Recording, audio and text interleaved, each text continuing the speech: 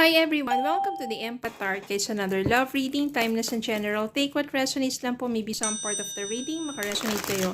Some part of it hindi. Totally makaresonate na parang kwento ninyo ito or hindi naman kaya dahil iba't ibang mga love connections, iba't ibang mga sabihin natin love life, personality and mga energies.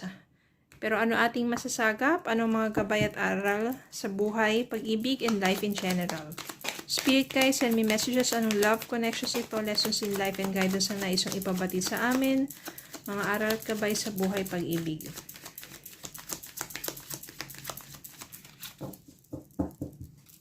Send me messages to Spirit Guide.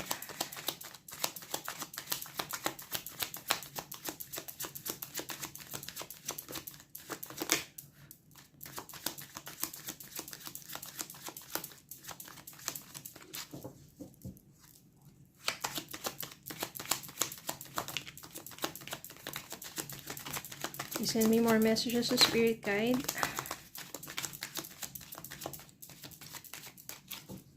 Okay, tingnan natin itong mga to. The Lovers. Three of Swords. The Fool. Queen of Pentacles. The Hierophant. Seven of Wands. The Sun. And Ace of Pentacles. Maganda to. Maganda ang energy dito. Although merong Three of Swords, ibig sabihin, betrayal, loneliness, or heartbroken. Yan. Heartaches, grief, sorrow, upset, disorder. Ibig sabihin yan, once ka na heartbroken sa buhay mo, baka yung una mong pag-ibig hindi naging matagumpay, nasaktan ka, maaring niloko ka, ginamit ka, nasaktan ka, kaya naging heartbroken ka. Pero ang maganda dito kasi sa kabila ng sakit na naramdaman mo, yung Seven of Wands dito, ibig sabihin standing, fighting, protecting yourself. Natuto ka na. Kung dati kasi sa sakit na naranasan mo dun sa person na nag-cause ng heartaches mo, no, parang natuto ka na lumaban at hindi ka na basta-basta masasaktan pa ng kahit sino. You learn from the past. O, parang dito, alam mo na kung paano protektahan ang sarili mo sa mga taong manggagamit o manluloko. Paano mangyayari yun? Kasi nagkaroon ka ng lakas. Yung pain na to leads you into someone stronger, braver.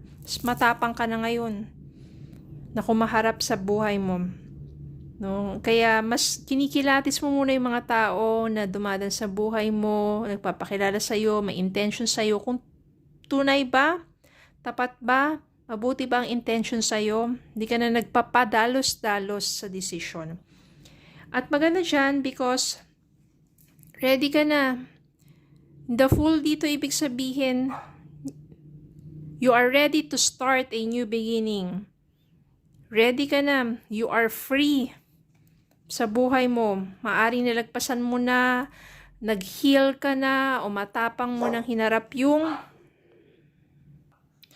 kaya na mas naging matapang ka na, the Fool dito. And maganda naman yun, na magsimula ka muli. Hindi ka takot. Hindi ka takot na harapin ang iyong bagong buhay, bagong yugto or chapter ng buhay mo. At maganda dito kasi Ace of Pentacles, ibig sabihin new beginnings to. May darating na opportunity sa'yo, hindi lang pagdating sa love, kundi pagdating sa money. Opportunities, new work, job, business success, mga ganyang bagay. Pagdating naman sa love, ibig sabihin abundance to. Now, someone na mag-o-offer sa'yo ng more stable relationship. And since nandito yung the Sun, ibig sabihin positive. Napaka-positive ng vibes mo, napaka-positive ng outlook mo, at punong-puno ng, sabihin natin ng joy yung vibrations mo. Kasi nandiyan yung self-love and care. No? Kaya dumarating din sa'yo yung mga magagandang bagay, yung mga blessings sa buhay mo. At isa na dyan, the lovers. Ibig sabihin dito, darating yung tunay na love para sa'yo. Love that will not use you. Love that will be there for you. True and lasting love. Andito yung parang soulmate mo. Perfect union, perfect match. Romance. 'Di ba? Yung magandang connection para sa'yo, the lovers. At, bukod sa magiging matagumpay ka pagdating sa larangan ng money, career, or business, etong true love na to na darating sa buhay mo, kayo yung magkakatuluyan. Meron ditong commitment and it will lead you to marriage. Diba? Kaya minsan, daraan tayo sa heartaches, heartbreaks, kasi mga maling tao yon. Pero yung mga maling tao na yon na dumadaan sa buhay natin, sila yung mga tao na maaring ginagamit lang naman ng universe kung paano ka maging matatag, matapang na kaharapin ng buhay. Yung mga pagsubok sa buhay mo na yan. And for you to learn something from that relationship. At saka dun mo mas ma-appreciate yung joy, yung ganda ng buhay. Kasi kapag nagdaan ka sa heartaches, naging heartbroken ka, you learn how to stand still. Tapos dun mo mas na-appreciate yung self-love and care, yung pagmamahal sa sarili mo. Dun tumataas yung vibrations mo. Dun ka mas naging attractive. Kaya nga dito, Queen of Pentacles, Hierophant, hindi lang yung love yung na-attract mo, kundi napakaraming blessings, abundance. Ayan, abundance. Diba? So, panalo ka na. Panalo ka na sa love, panalo ka pa pagdating sa material things. Dahil ginamit mo yung heartaches na yun, yung heartbreaks na yun into something to make you prosperous in life.